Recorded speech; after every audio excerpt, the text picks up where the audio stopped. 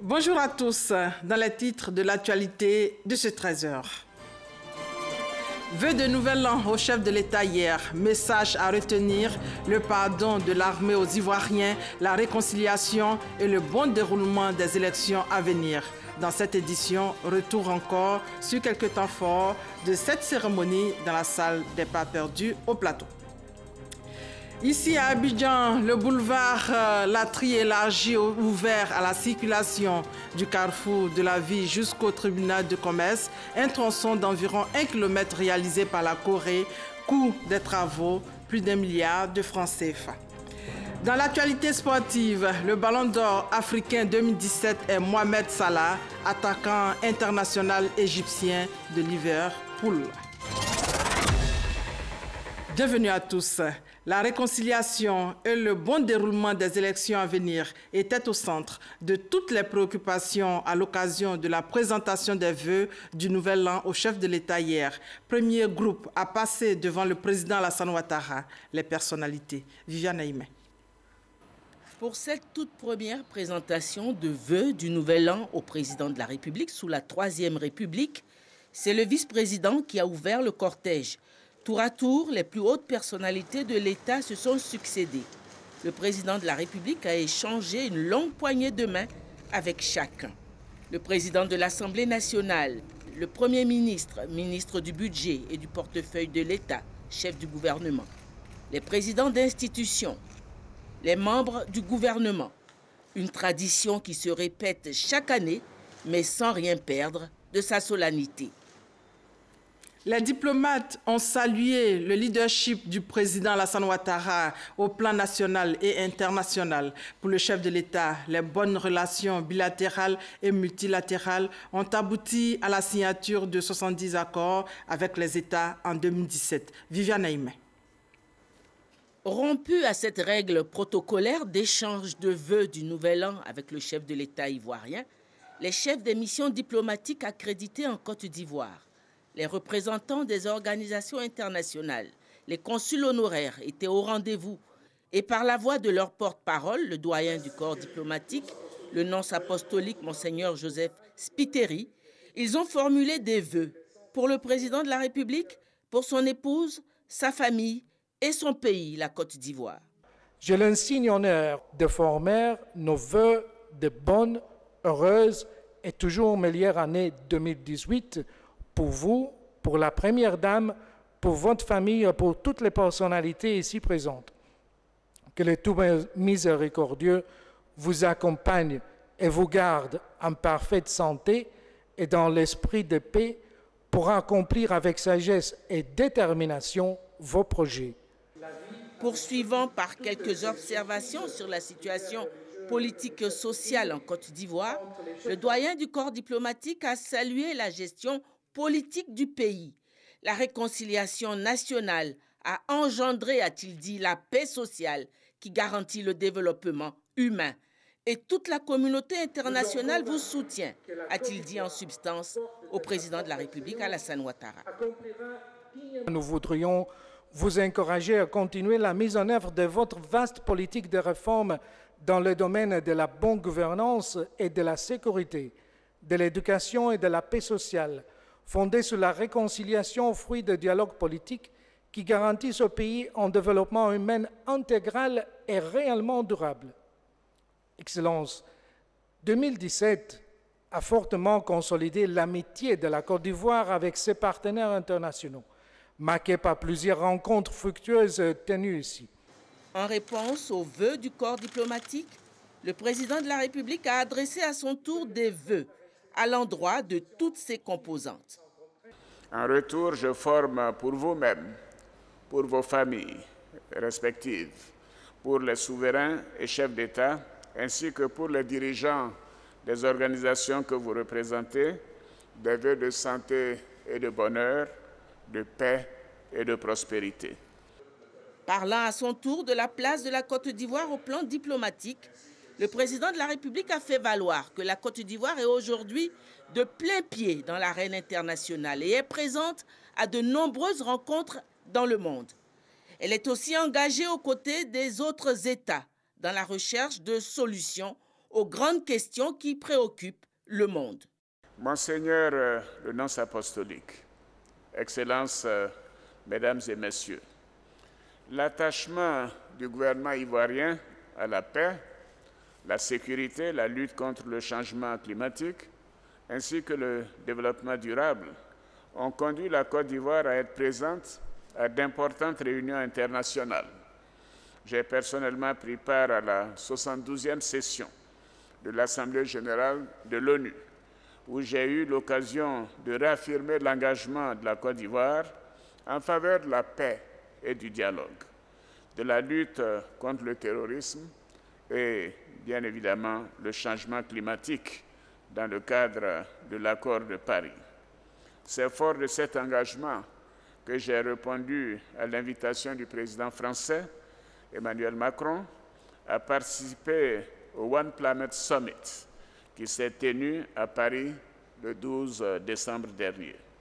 Je me félicite des décisions importantes qui ont été prises en vue du financement de la lutte contre le changement climatique.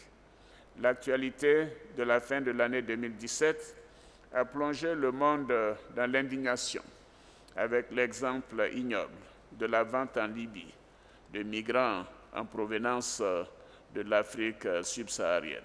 La communauté internationale devra donc s'efforcer de trouver des solutions pérennes à cette vive préoccupation qui prive nos pays des milliers de leurs enfants.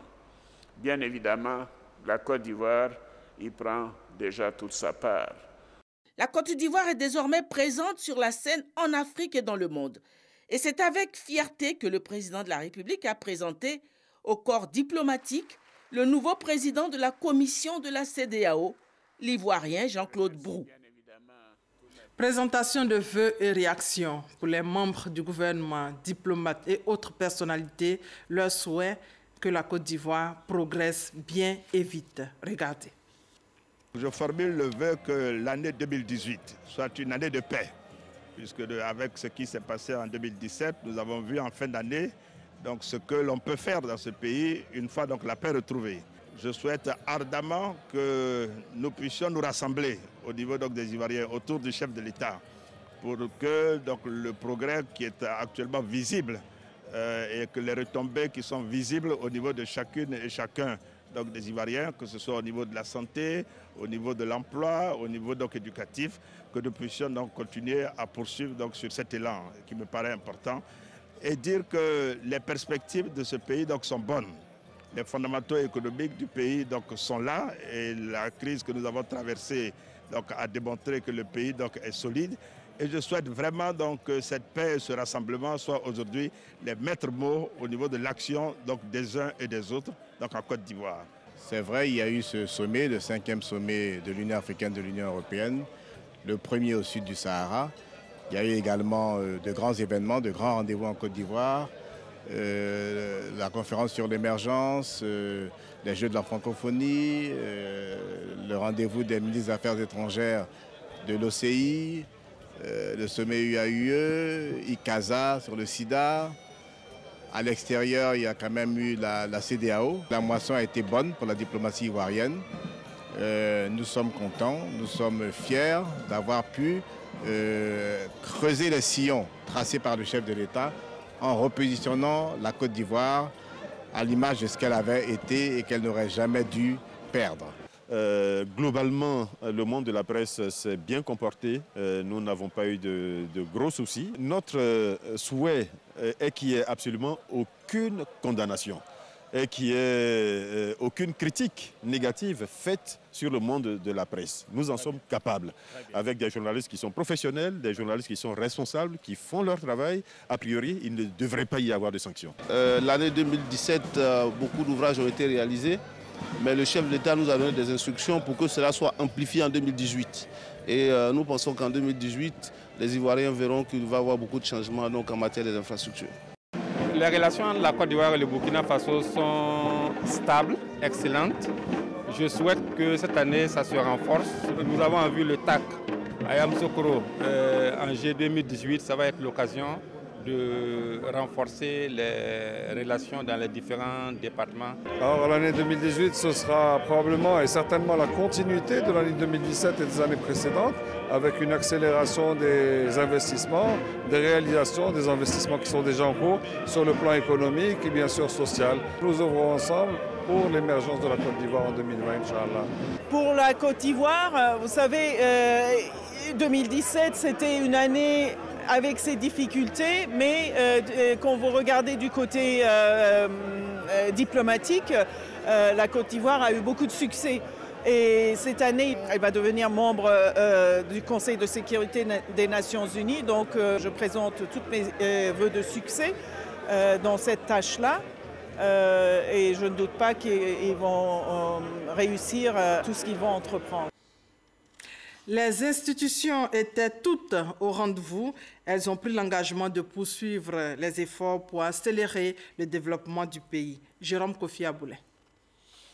Ce jeudi 4 janvier 2018, un jour exceptionnel parce que choisi pour la cérémonie de présentation des vœux de Nouvel An au président de la République, Alassane Ouattara. Au nombre des personnalités qui se sont succédées pour sacrifier à cette tradition, les représentants des bureaux des institutions de la République et des différentes composantes du pouvoir judiciaire. Ce groupe avec pour porte-parole Mme Paulette Badio, procureure générale près la Cour suprême.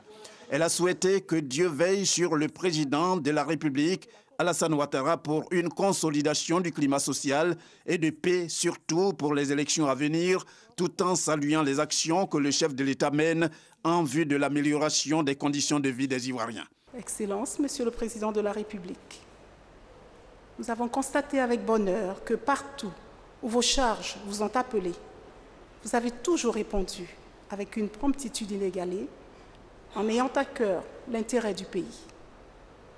Vous avez choisi d'appréhender les réalités que vivent nos concitoyens en allant à leur rencontre chaque fois que cela vous a paru indispensable ou simplement nécessaire pour trouver les solutions à leurs attentes légitimes.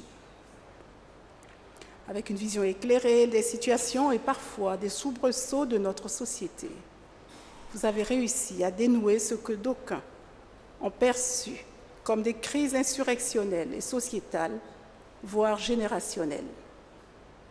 C'est en privilégiant le dialogue avec patience et abnégation que vous avez apporté la consolation ici, l'espoir là. Aussi voudrions-nous saisir cette occasion solennelle pour vous traduire avec notre reconnaissance nos remerciements pour les efforts et les sacrifices consentis pour préserver la paix. Le président de la République s'est dit heureux de recevoir ses vœux. Il a promis que les réformes entamées en 2017 iront à coup sûr à leur terme au cours de cette année 2018. À l'occasion de mon message de Nouvel An à la Nation, j'ai indiqué qu'avec le gouvernement, nous sommes attelés, dès le début de l'année 2017, à mettre en œuvre les réformes institutionnelles prévues par la Constitution de la Troisième République. Une Constitution qui préserve et renforce l'état de droit, les libertés fondamentales et témoigne de notre attachement à la bonne gouvernance.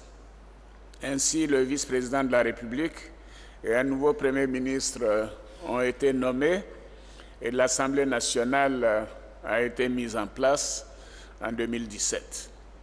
Au cours de l'année 2018, nous entendons poursuivre et achever ces réformes. J'attache du prix à la mise en place de l'ensemble des institutions de la République qui viendront renforcer la gouvernance démocratique de notre pays, préserver les droits et les libertés et garantir la paix et la stabilité. Et le président de la République d'ajouter qu'il sait compter sur ses représentants des institutions pour la bonne marche de la nation. Il les a félicités et encouragés à continuer à travailler pour permettre à la Côte d'Ivoire de toujours tenir bon face aux différents défis de développement. Le président Alassane Ouattara promet cette année le meilleur aux Ivoiriens. Le corps préfectoral et les collectivités ont décidé d'accompagner le chef de l'État dans cette politique. Ils ont décidé d'œuvrer au bon déroulement des futures élections, nous dit Jérôme Kofi Aboulé. Il compose le 4e groupe à présenter ce jeudi des vœux au président de la République. Des vœux pour l'année 2018 à peine entamés, ce sont les membres du corps préfectoral, les présidents des conseils régionaux, des maires ainsi que des responsables de partis et groupements politiques. Tous, ils se disent déterminés à toujours œuvrer pour la Côte d'Ivoire. Sous votre houlette, la Côte d'Ivoire se dirige vers l'émergence. Pour notre part, nous nous tenons toujours prêts, comme par le passé, pour exécuter les politiques gouvernementales et pour gérer toutes les situations auxquelles le pays peut faire face. En tant que vos représentants dans toutes les circonscriptions administratives et dans les entités décentralisées, nous accomplirons nos missions régaliennes avec la plus grande loyauté. En réagissant, le président de la République a évoqué les prochaines échéances électorales. À ce titre, il a exhorté ses hôtes à contribuer conformément à leur mission au succès de ces scrutins à venir. En votre qualité de représentant du chef de l'État sur le terrain et dans toutes les circonscriptions administratives, je vous exhorte à maintenir une proximité avec vos administrés afin d'anticiper les crises et d'apporter des réponses adéquates à leurs préoccupations. Notre pays organisera cette année les élections municipales, régionales et sénatoriales. Ces élections permettront de consolider notre maturité démocratique. Je vous demande d'œuvrer au bon déroulement de ces scrutins afin de faire de notre pays un modèle de démocratie dans la sous-région. Le chef de l'État a aussi souhaité à son tour des vœux de bonheur et de réussite à l'endroit de toutes ces personnalités et de leurs familles respectives. Autre fait marquant hier, c'est le pardon des forces armées de Côte d'Ivoire aux Ivoiriens. L'armée annonce de grands changements pour renforcer les liens armées-nation. Mahama Traoré et Awa Touré. Les forces de défense et de sécurité ont répondu présentes lors des grandes rencontres internationales tenues en Côte d'Ivoire en 2017, démontrant ainsi leur capacité à relever les grands défis. Mais 2017 reste également marqué par des mutineries qui ont terni l'image de l'ensemble des forces armées. Une page sombre que la chaîne des grands commandements regrette et souhaite désormais tourner.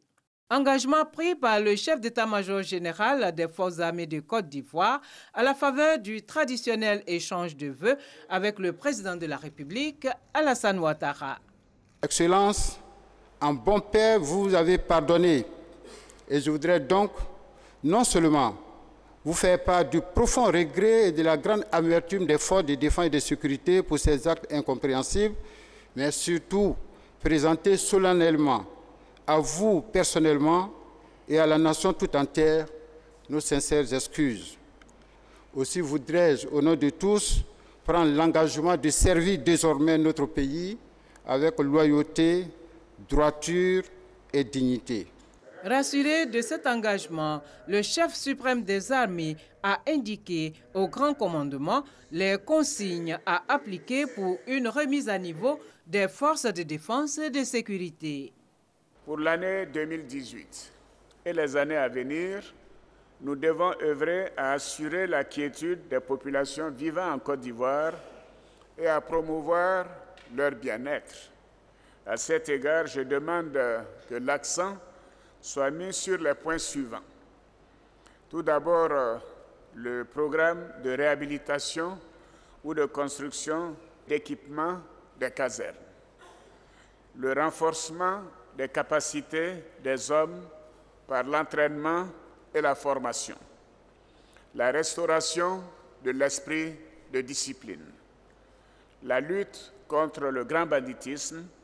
Le renforcement des capacités pour une meilleure prise en charge des nouvelles menaces, telles que le terrorisme, la piraterie maritime, la criminalité transfrontalière, et ainsi de suite. L'intensification de la lutte contre la fraude et l'occupation illégale des aires protégées. La présence de la Côte d'Ivoire dans les opérations de maintien de la paix. Le renforcement du lien armée-nation, la promotion de la bonne gouvernance et l'émergence d'un nouvel état d'esprit des militaires et paramilitaires ivoiriens. Soulignant qu'en 2017, 230 militaires ont été radiés pour fautes graves et indiscipline. Pour 2018, un bataillon de 750 hommes sera affecté dans le futur centre régional de formation à la lutte antiterroriste que va abriter la Côte d'Ivoire. Dans l'actualité judiciaire, hier, Jean-Noël Abbaye devant le juge. L'ancien patron du groupement de l'escadron blindé de la gendarmerie est accusé de complot contre l'autorité de l'État. L'audience d'hier a été suspendue. L'audience a été renvoyée au lundi 8 janvier. Dans le domaine des infrastructures routières, le boulevard Latrille élargi est ouvert à la circulation. Du carrefour de la ville jusqu'au tribunal de commerce, c'est un tronçon d'environ 1 km qui a connu des travaux d'élargissement. Des travaux qui ont été réalisés par la République de Corée à hauteur de plus d'1 milliard de francs CFA. Le constat de Walter Amadou. Cocody les deux plateaux. Les usagers du boulevard Latrille constatent la fin des travaux d'élargissement de cette voie. Les travaux ont concerné le tronçon situé entre le carrefour de la vie et celui du tribunal de travail. Une distance d'environ 1 km réhabilitée. Son impact sur la circulation routière est diversement apprécié par les automobilistes et les riverains. Les travaux effectués là, vraiment, ça nous a fait beaucoup plaisir. Les embouteillages, vraiment, ça a diminué. Nous sommes très heureux. S'ils peuvent continuer comme ça, il y a plusieurs voies encore à réhabiliter. S'ils peuvent les réhabiliter, vraiment, ça nous fait plaisir. C'est une belle initiative qui a été mise en place. Ça arrange la population. Le fait d'avoir plus d'embouteillage, quoi. On remercie vraiment le gouvernement, mais c'est le feu qui retarde un peu. Donc, si on pouvait régler un peu les feux, puisque ça dure. Les travaux d'élargissement du boulevard Latrille s'inscrivent dans le cadre du projet d'aménagement de la voirie en vue de l'amélioration de la fluidité routière et du renforcement des capacités des voies à Abidjan. Un don de la République de la Corée évalué à environ 1 milliard de francs CFA. Il s'est agi pour l'entreprise coréenne en charge des travaux, entre autres, de bitumer, aménager les accotements, marquer le trajet, installer les feux tricolores. Mais le plan de circulation est un peu compliqué pour les usagers. Demi-tour non autorisé, chevauchement de la ligne continue, piétons qui traversent en biais laissant les bandes blanches prévues à cet effet, les verbalisations se multiplient. Beaucoup de chauffeurs ne comprennent pas comment la circulation à ce niveau-là. Voilà, d'autres viennent sur l'autre sens-là, et d'autres tournent encore avant le feu. Alors que, en partant jusqu'à Angré, il doit aller tourner jusqu'à l'autre feu là-bas pour revenir ici. Oui, avant on tournait, il y avait feu. Maintenant, quand le travail est fini maintenant, on ne doit pas tourner là-bas. Moi, je ne sais pas, voilà pourquoi il y a tourné là-bas. Ça, c'est une route qui va au plateau. Normalement, on ne devait pas mettre le panneau là, ici. Le soir, comme ça, il y a des embouteillages. Tu es obligé d'aller tourner là-bas, l'embouteillage a bloqué tout. Donc le soir, vous ne pouvez pas passer ici. Ça a décanté la situation, l'embouteillage. Mais s'ils pouvaient voir ces panneaux-là, ça va être bien. Malgré les difficultés évoquées par les usagers, tous reconnaissent qu'il y a moins d'embouteillages sur ce tronçon. Ça circule mieux sur le boulevard Latrille. Dans cette édition également, une équipe de chercheurs a séjourné à Ara dans le but de s'imprégner du mode de vie du peuple Agni-Aouya. C'est pour une étude sur la pratique de ce peuple concernant l'environnement. Reportage Charles Tatou. Ara, dans la région du Moronou, une localité jadis prospère du fait de la boucle du cacao qui a fait les beaux temps des habitants de cette partie de la région. Anciennement boucle du cacao, la localité a connu et continue de connaître des mutations. Les 2 dernières années ont été très pénibles pour les paysans d'Ara en matière de vivres. Presque une situation de famine à cause des effets du changement climatique. Nous avons eu, je crois, 8 mois de saison sèche. Et l'année dernière, on était obligé d'aller vers Daloa, Gagnoa pour chercher à manger. La situation vécue par le peuple Ayoua d'Ara n'a laissé personne indifférente. Elle a permis au groupe d'enseignants-chercheurs des universités de Côte d'Ivoire de s'inviter dans la lutte contre le changement climatique. Une équipe de recherche s'est déplacée vers ce peuple. Objectif, s'imprégner de son mode de vie en vue d'une étude sur sa pratique de l'environnement. Nos ancêtres, avant de couper un arbre, lui demandaient pardon. Oui. Je sais que je vais faire quelque chose de mauvais, mais c'est nécessaire pour la vie, donc je demande pardon. On négocie avec la nature. Aujourd'hui, la nature n'a rien à dire. C'est nous seulement qui décidons d'agir, de détruire. Donc c'est à nous de reconsidérer encore une fois notre mode de production. Nous avons appris beaucoup. Nous avions des hypothèses et nous les voyons confortées. Les experts locaux et puis nous-mêmes universitaires, nous avons donné les fruits de nos réflexions et nous pensons vraiment nous retrouver et puis très prochainement publier ces travaux. L'histoire ancienne d'Ara, l'urbanisation, l'aménagement de l'espace urbain et le foncier rural sont les questions qui ont intéressé les chercheurs. Dans l'actualité sportive, Sori Diabaté face à la presse hier, le premier vice-président de la Fédération ivoirienne de football a dressé le bilan de la phase allée de la Ligue 1 qui a pris fin le 29 décembre dernier. Sori Diabaté en a profité pour s'étendre sur la crise qui secoue actuellement le football ivoirien, notamment la volonté de 42 clubs et groupements de révoquer le président de la FIF. On fait le point avec Salif Ouattara. Sori Diabaté, président de la Ligue professionnelle et premier vice-président de la Fédération ivoirienne de football, a passé au peigne fin les questions d'actualité du foot ivoirien. Une conférence de presse au cours de laquelle aucun sujet n'était tabou. Sans faux fuyant, Sori Diabaté a appelé à l'apaisement et a affiché la main tendue au dialogue de la Fédération suite au courrier émanant de 42 clubs et groupements sportifs exigeant la révocation du président de la Fédération et de son comité directeur.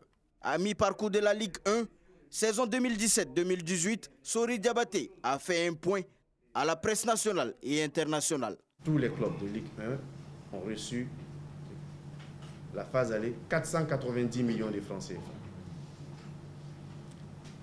Et pour la phase retour, nous avions annoncé également que sur les droits télé reçus de Canal, il recevrait également 35 millions un mois avant la reprise du championnat de Ligue 1.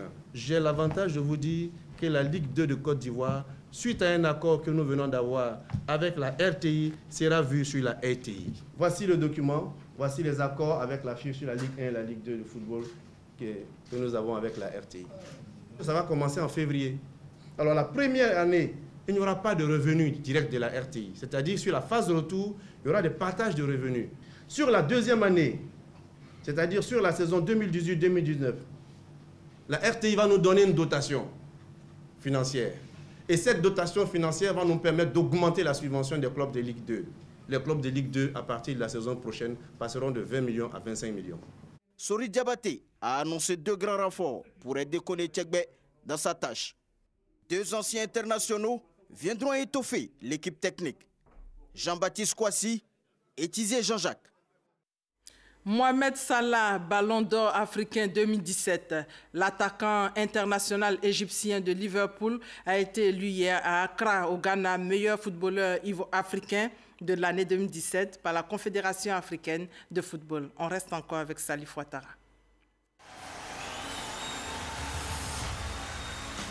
Mohamed Salah a reçu à Accra la consécration continentale, un titre de joueur africain de l'année que l'Égyptien doit beaucoup à son rôle prédominant dans la sélection égyptienne. Depuis 2010, l'Égypte n'avait plus brillé en Coupe d'Afrique des Nations jusqu'à cette nouvelle génération de pharaons.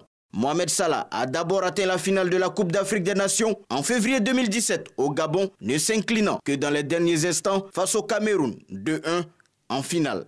Puis, il a qualifié son pays pour une phase finale de Coupe du Monde. Stade de la nouvelle équipe égyptienne, il a inscrit un doublé lors du dernier match qualificatif contre le Congo. Symbole de l'émotion suscitée par cette qualification et sa prestation personnelle, son ancienne école a été rebaptisée en son nom. Populaire au Caire, Mohamed Salah avait déjà été élu en décembre footballeur africain de l'année par la BBC et meilleur joueur arabe de l'année le 1er janvier 2018 par l'Union arabe de la presse sportive. À 25 ans, l'attaquant de Liverpool, Mohamed Salah, est le deuxième joueur égyptien de l'histoire à être couronné roi d'Afrique après le sacre de Mahmoud Al-Khatib en 1983. Et voilà, c'est la fin de ce 13h. Merci de votre fidélité.